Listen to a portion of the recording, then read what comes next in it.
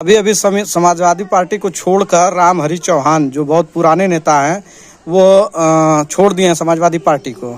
क्या कहना चाहते हैं? देखिए, समाजवादी पार्टी से बहुत सारे जो संस्थापक सदस्य रहे हैं उनका मोह भंग हो रहा है। वह जान रहे हैं कि समाजवादी पार्टी अब समाजवादी पार्टी बनती जा रही है। ना तो वहाँ पिछड़ों का सम्मान है, ना दलितों का सम्मान है, ना मुसलमानों का सम्मान है और ना ही अगड़ों का सम्मान है। ये सिर्फ और सिर्फ सैफई परिवार का सिर्फ ये सम्मान है। बाकी पूरे उत्तर प्रदेश के गरीब, पिछड़े, दलित, आदिवासी, कमजोर वर्गों का यहाँ सम्मान नहीं।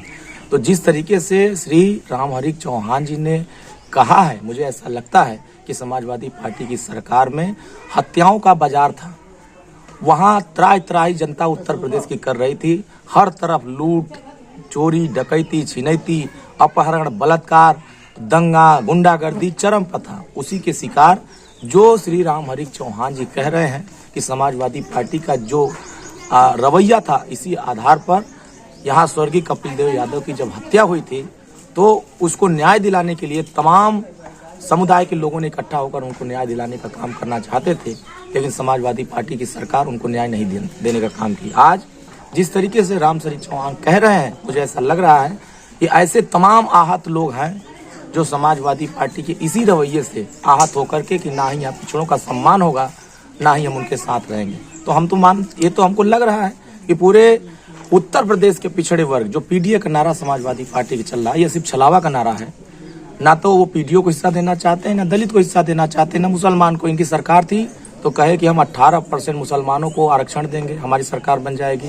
20 साल सरकार थी, 1% भी आरक्षण नहीं दे पाए। उन्होंने ये भी कहा कि एक भी चौहान को टिकट नहीं दिया गया समाजवादी पार्टी में। देखिए, यही तो बात है कि ना ये कश्यप को टिकट देना चाहते हैं, ना नाई को देना चाहते हैं, ना बंजारा को टिकट देना चाहते हैं, ना ही ये अर्कवंशी को टिकट देना चाहते हैं।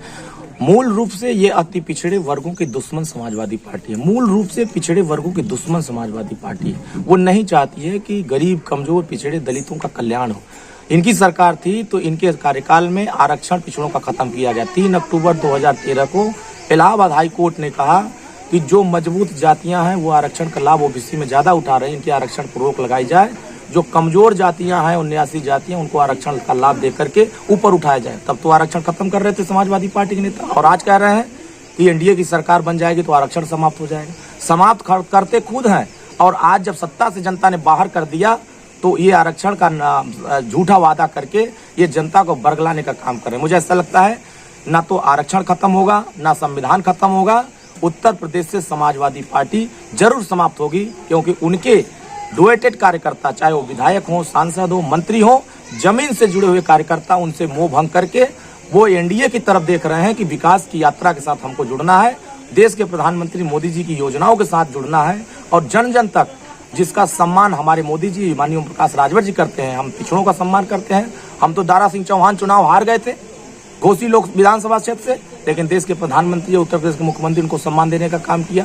ये बार बार समाजवादी पार्टी के नेता झूठ बोलते हैं कि घोसी हमने हरा दिया। समाजवादी पार्टी को याद होना चाहिए कि अगर घोसी में बहुजन समाज पार्टी लड़ गई होती तो समाजवादी पार्टी की जमानत नहीं बचती, ये उनको भी पता था।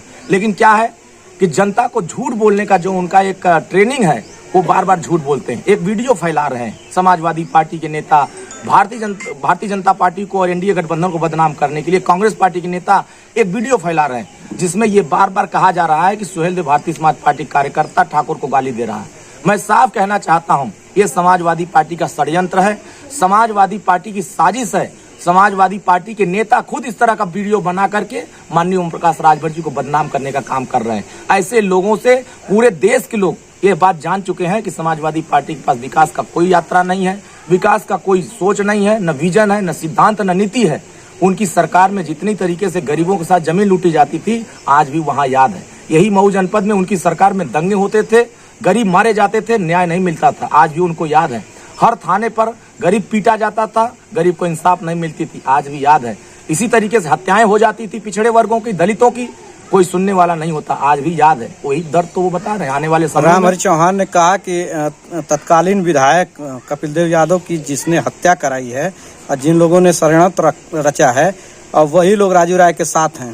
देखिए, जनता यहाँ फैसला कर चुकी है समाजवादी पार्टी इंडी गठबंधन के प्रत्याशी की जमानत जब्त कराने के लिए, और पूरा घोसी लोकसभा क्षेत्र की जनता, हर एक मतदाता ये फैसला कर चुका है। जिस उत्साह के साथ छड़ी का बटन दबाने की बात कर रहा है, मुझे ऐसा लगता है कि डॉक्टर अरविंद राजभर की सुनामी चल रही है और मोदी जी की सुनामी चल रही है। इस सुनामी में समाजवादी पार्टी के प्रत्याशी कहां बह के जाएंगे, ये उनको भी आकलन नहीं है। आने वाले 1 जून को पता चलेगा कि सारे आरोपों को यहाँ की घोसी की जनता और स्वर्गीय कपिल देव यादव को न्याय दिलाने की काम यहाँ की हमारे सम्मानित मतदाता एक एक वोट छड़ी का बटन दबा करके आने वाले 1 जून को डॉक्टर अरविंद राजभर को भारी बहुमत से विजयी बना करके 4 जून को जब गिनती होगी तो आंकड़ा अपने आप सामने आ जाएगा कि समाजवादी पार्टी गुंडागर्दी अब घोसी में नहीं चलेगी। यहाँ सिर्फ चलेगा तो विकास की गंगा बहेगी। यहाँ अगर उत्तर प्रदेश में जो बम्बई मॉडल है, जो दिल्ली मॉडल है, जो सिंगापुर मॉडल है, जो दुबई मॉडल है, उस मॉडल को हम घोसी में उतार करके डबल इंजन की सरकार की योजना गांव-गांव तक पहुंचाने में हम लोग हर एक मतदाता का सहयोग से सफलता प्राप्त करेंगे। धन्यवाद।